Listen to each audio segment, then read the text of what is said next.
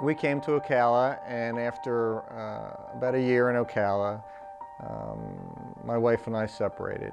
We shared 50-50 custody of the kids. When she was working, I had the kids.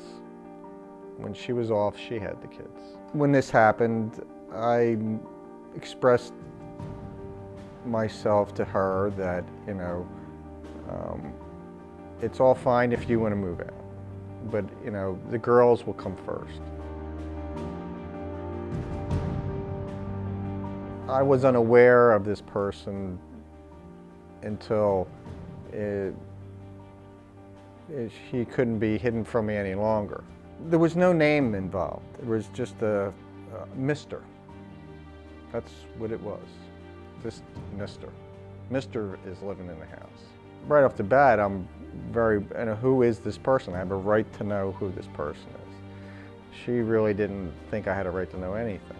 She was going to go find somebody that would help her cook and clean. Well, she found someone to help her cook and clean. I don't think anybody cleaned, but he did all the cooking.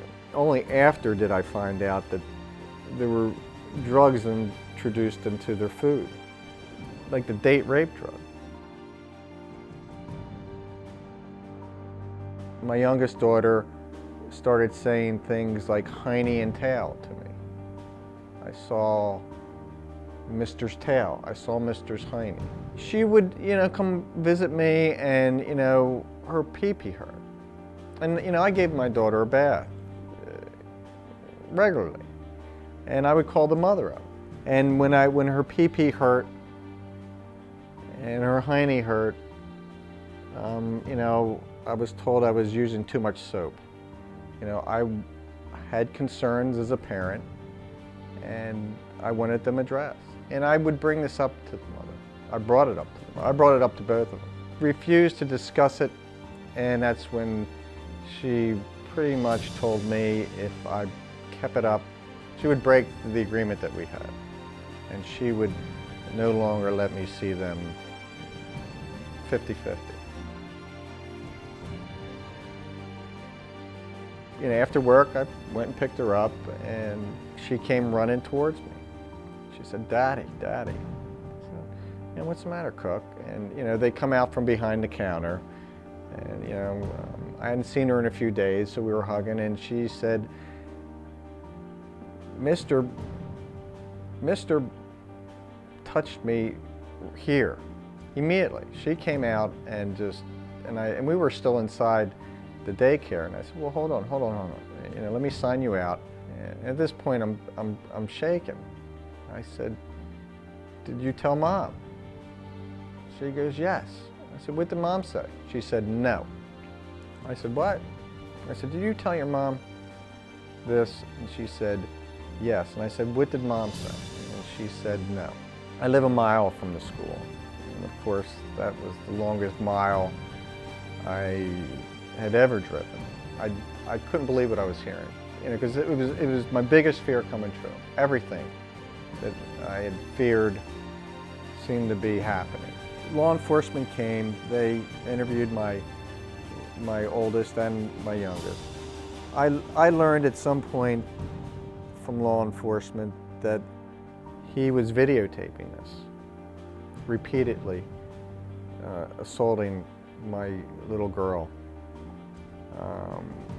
And he would tape these incidents for himself, and while she was unconscious. And that's how I learned about the drugs, because she was totally unconscious. We're talking about a 5-year-old little girl that's being drugged with strong, I'm lucky she's not dead. It took the jury a half an hour to convict him. He is serving 8 life terms in the Florida prison system. Rightfully so. There was nobody there in that house that was looking out after the girls. When I did report it, what was the next step? Where do you go? What happens? When law enforcement handed me this card and said, "You're going to go here," I just didn't know what to expect. Next morning, we had an appointment at the Kimberly Center, and they needed to speak to her alone without anybody trying to influence her. And from what I understand, it was a taped interview. And they asked her questions that only someone that is trained to ask should ask. I mean, this is a little girl. This is a little girl that has all the innocence that every little girl should have. You know, and from what I know about the interview, it was quite clear that something happened.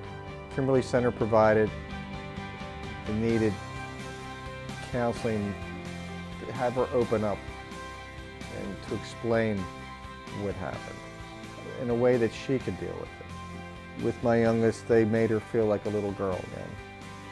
She's back stronger than ever. The counseling that was provided by Kimberly Center that laid a foundation that I can build upon. We've come a long way in the last year. It's been a year now, and we've come a long way. We're not going backwards, we're going forwards. I would say we're a stronger family. Again, you never get over these incidents that can happen, but they helped us heal and helped us change our lives for the better.